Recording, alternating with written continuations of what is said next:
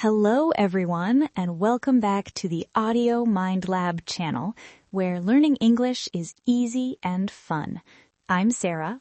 And I'm Mark. Today, we are visiting one of my favorite places in the world, the cafe. Cafes are great for practicing English because the conversations are usually short, repetitive, and very friendly. Before we begin, wear your earphones. Do not read subtitles. Just relax and listen to the conversation. Mark, do you remember the first time you went to a big coffee chain? I was so confused by the sizes. I wanted a large, but the menu said venti. Oh, I remember. I stood there for 5 minutes just looking at the board. Why can't they just say small, medium, and large? It's a branding thing, but for our listeners, it's important to know the basics. Most cafes have espresso, a tiny, very strong coffee, latte, coffee with a lot of milk, cappuccino, coffee with frothy, phony milk, Americano, coffee with hot water. My favorite is the Americano because it lasts longer. But Sarah, what about the milk? These days, there are so many choices. That's true. You don't just say milk anymore. You have to specify. You might ask for whole milk, regular, skim milk, low fat, oat milk or almond milk, non-dairy. Let's practice a quick order. I'll be the barista, that's the person who makes the coffee, and you be the customer. Okay. Hi there, what can I get for you today? Hi, can I have a medium oat milk latte, please? Sure thing. Would you like that hot or iced? Iced, please. It's quite warm today. No problem. Anything to eat with that? I'll have a blueberry muffin as well. Perfect. That will be $8.50. Can I get a name for the order? My name is Sarah. And that's it. Mark, why do they ask for a name? So they can shout it out when the drink is ready. It's much better than shouting, "Hey, you with the blue shirt." Okay, we have our coffee. Now comes the hardest part of any busy cafe, finding a place to sit. If the cafe is crowded, you might see a chair that looks empty, but there's a bag on the table next to it. What should you say? You should always ask before you sit. You can say, "Excuse me, is anyone sitting here?" Or, "Is this seat taken?"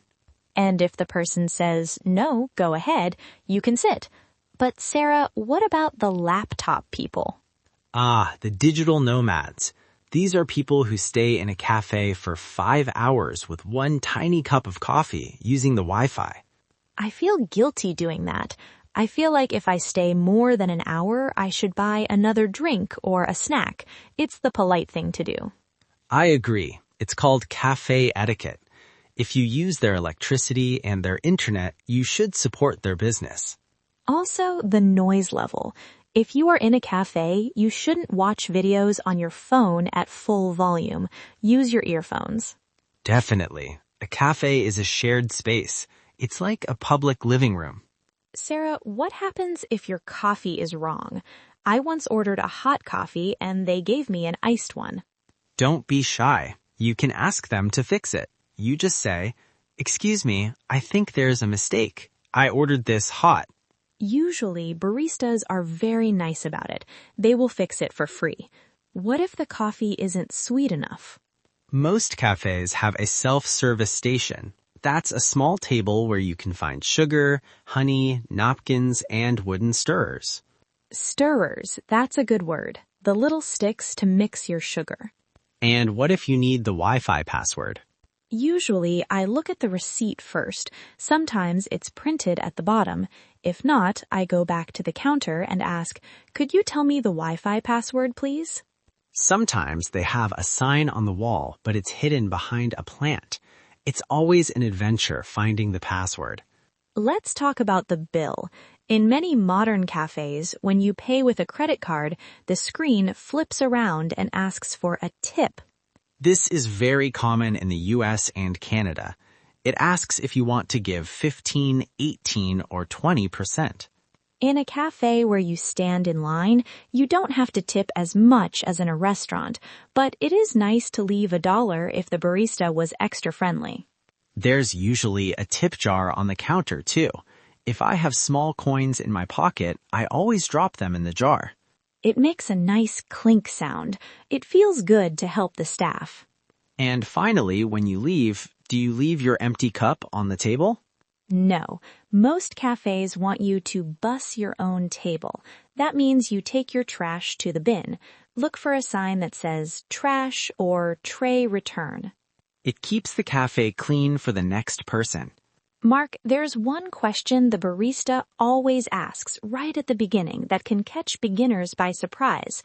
Is that for here or to go? That's a classic.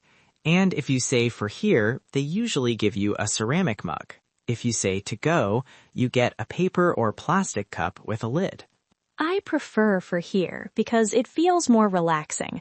Plus, it's better for the environment. No trash. I agree. But if I'm in a rush to get to work, I always ask for to go. And here's a tip. If you bring your own reusable cup, many cafes will give you a small discount. Oh, I didn't know that. How much is the discount usually? Usually about 10 or 20 cents. It's not a lot of money, but it adds up if you buy coffee every day. That's a great way to save money and save the planet. Cafes aren't just for drinking coffee alone.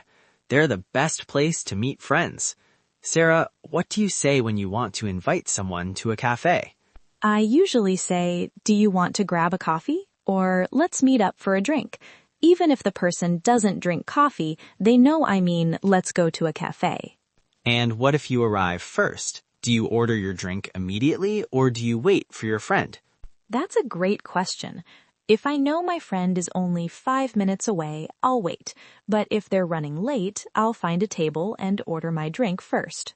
And when they arrive, you can say, I already grabbed a seat over here. Exactly. It's a very casual environment. You don't have to be as formal as you are in a restaurant. You can stand up, move chairs around, and stay as long as you like, within reason, of course. We've talked a lot about coffee, but we can't ignore the glass case next to the register, the pastries. The pastry case is my weakness. Croissants, cookies, brownies, slices of cake. It's hard to say no. What is your favorite thing to eat with coffee? I love a warm almond croissant, especially if they offer to warm it up for me. Would you like that warmed up? That's another common question. Always say yes. It makes the pastry taste 10 times better. I agree. Also, for beginners, look out for the word savory. Some pastries are sweet, like a chocolate muffin, but some are savory, like a ham and cheese croissant. Savory means salty or spicy, not sweet. That is a very important distinction if you don't want a sugar shock in the morning. Not all cafes are the same, Mark. Have you noticed the difference between a chain cafe and an independent cafe? Definitely. A chain cafe is like Starbucks or Costa. They are the same everywhere in the world. They are fast and predictable. And independent cafes or boutique cafes are usually local businesses. They might have mismatched furniture, local art on the walls, and very unique coffee beans. I prefer the local ones. They feel more cozy. Cozy is a perfect word for a cafe. It means warm, comfortable, and friendly. Some cafes are even work-friendly with lots of power outlets for laptops, while others have no laptop rules on the weekends because they want people to talk to each other. I've seen that. Some cafes even have board games or books you can borrow. It really changes the vibe of the place. So we've finished our coffee, we've eaten our croissant, and we've chatted with our friend. How do we end the visit? Like we mentioned before, we bus our table, but it's also nice to say thank you or have a nice day to the barista on your way out. Even if they are busy? Just a quick wave and a thanks, have a good one is enough. It shows you appreciated the service. You know, Sarah, I think the cafe is the heart of the city. It's where people start their day, where they meet their partners, and where they get their best ideas. I couldn't agree more.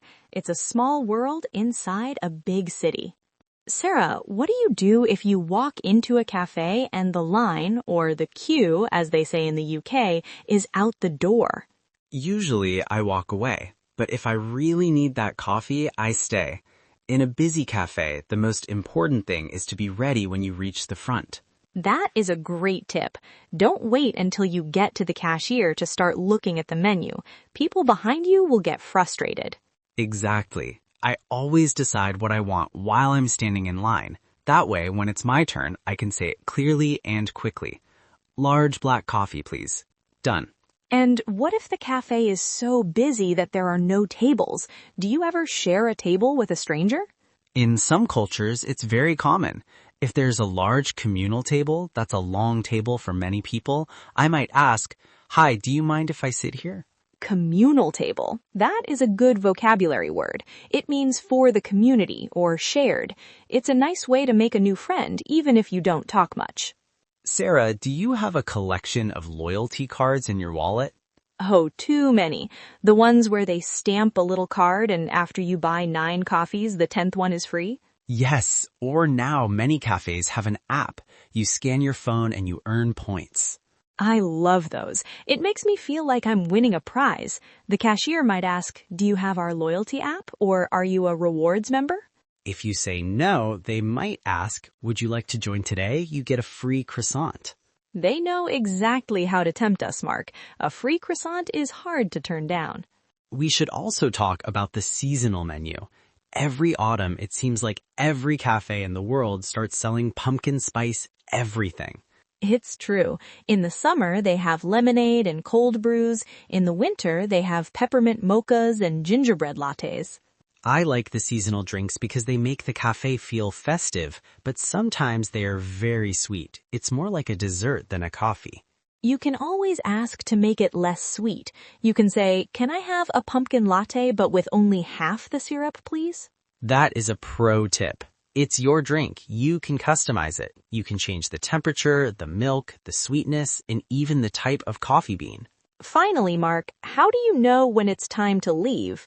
Usually, the staff will start putting the chairs on top of the tables. That is a very clear sign. Yes, that is the universal signal for "please go home now." Or they might turn the music down or turn the lights up.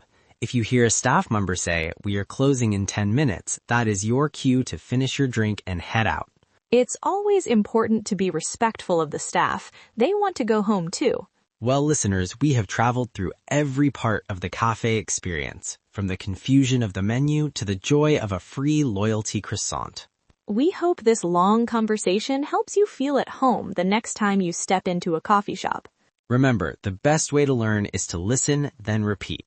Check out our other videos for more daily life English, and don't forget to hit the subscribe button for Audio Mind Lab. Goodbye for now. Bye, everyone.